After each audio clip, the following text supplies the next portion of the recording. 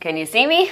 So a friend of mine just contacted me. We were talking about something else, and she was telling me that she's got really bad sciatica pain. And I am a former sciatica pain person. Actually, it comes up back once in a while if I'm doing too much sitting. But basically, it's kind of a pinched nerve, and it can be on the right or the left side. Mine's on the right side when it comes in. Actually, I have a sister who's hers is on the left. But I wanted to show you. I went to months and months of physical therapy over a year ago, but I wanted to show you guys some of the things that they taught me in hopes that if you are having any of these problems, then they will help you too. So I don't remember all the technical terms. I will do the best I can, and hopefully these will work for you. So none of these really seem like they would work, but they really do. So the first thing that you're going to want to do is what they call hip tilts. So you're basically back on your back. Make sure your back is all the way on the floor. And then you're just doing tilts with your hips, just really small movements. So you're not pushing into your feet for leverage. You're just using your core to kind of tilt, and that's going to kind of release some of that tension there. So that's a really good one to start, and you can do like 3 sets of 10 or 20. Another one that I don't know why it works so well, but it's marches.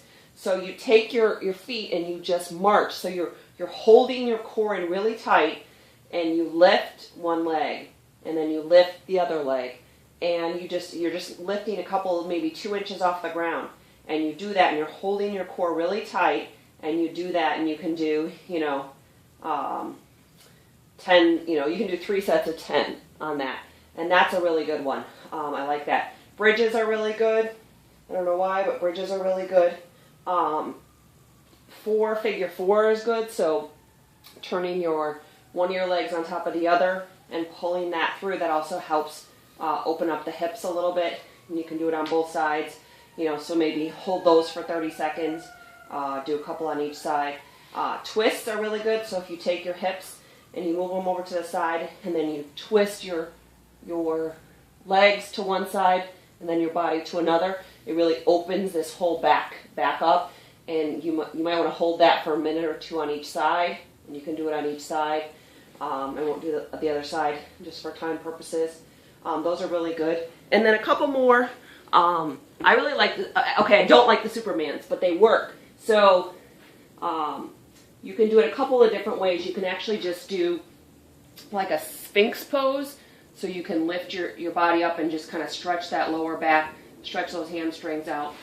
But the Superman, you can look down so you don't hurt your neck, and you take, probably can't see my feet very well, but you take your right arm and your left leg and you lift them.